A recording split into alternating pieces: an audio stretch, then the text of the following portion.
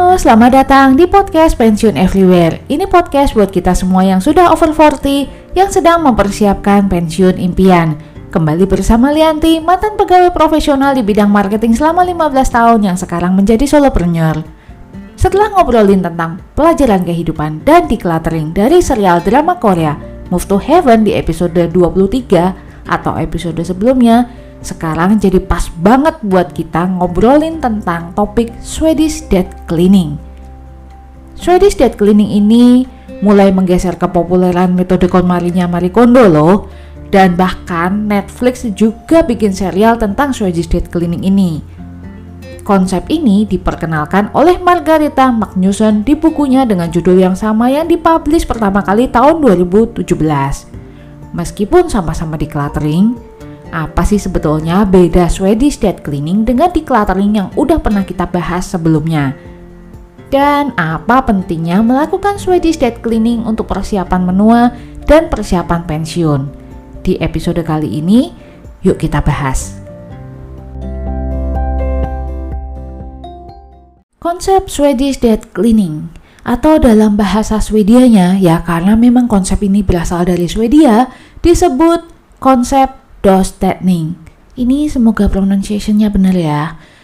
Konsep ini bermaksud untuk membatasi kepemilikan barang atau malah mengeliminasi barang-barang yang sudah tidak lagi dipakai, tidak lagi diperlukan, dengan tujuan agar mereka nanti tidak membebani keluarga yang mereka tinggalkan dengan keharusan membereskan benda-benda peninggalan mereka setelah mereka nanti tiada.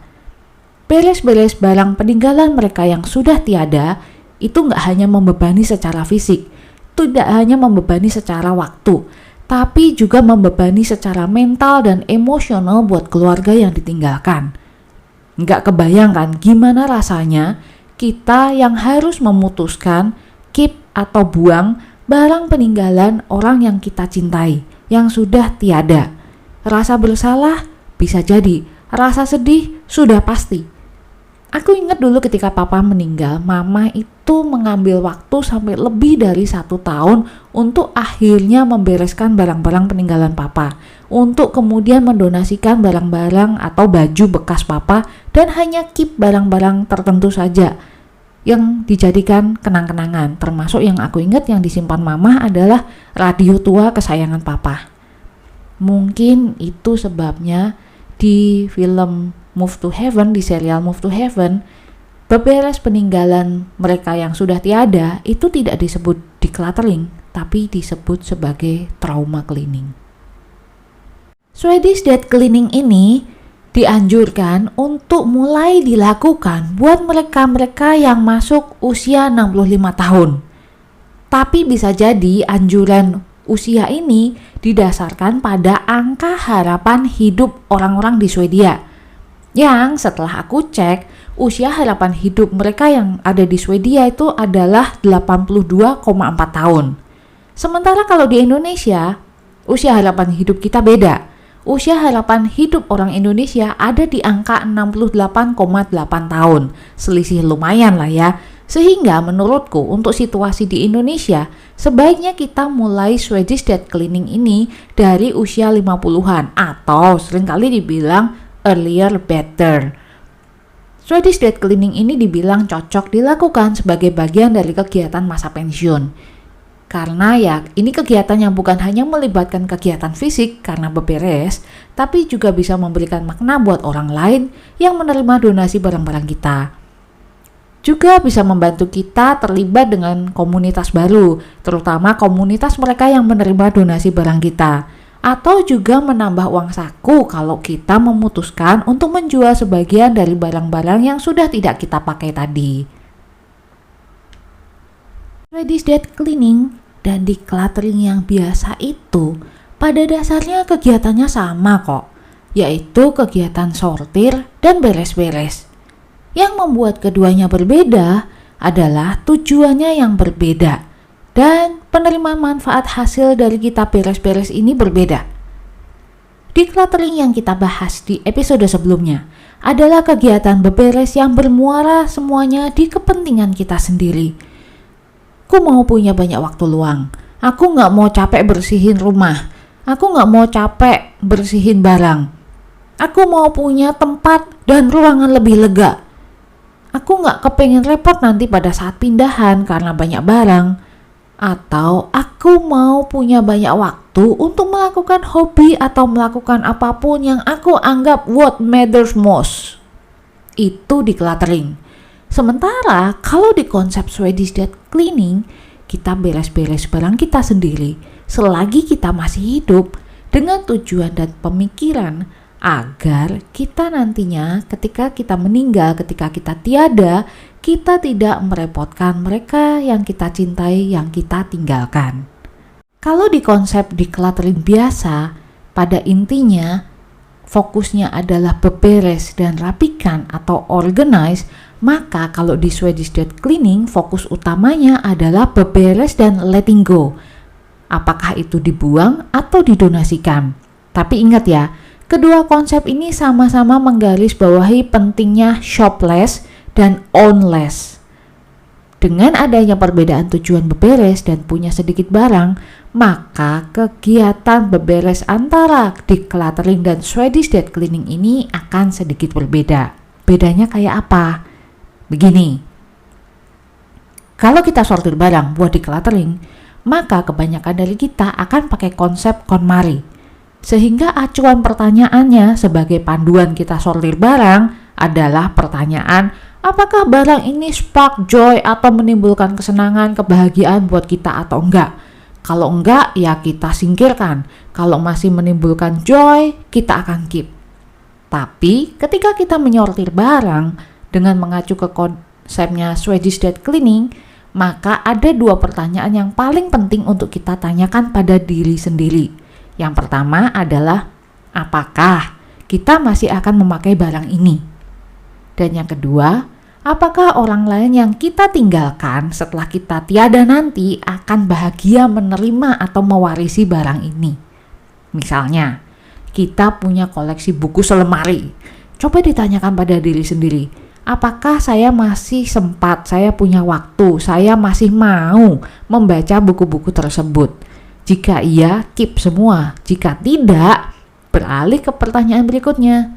Apakah koleksi buku-buku yang kita punya saat ini, topik dan judulnya, bakal akan diterima dengan sukacita oleh mereka yang kita tinggalkan sebagai warisan?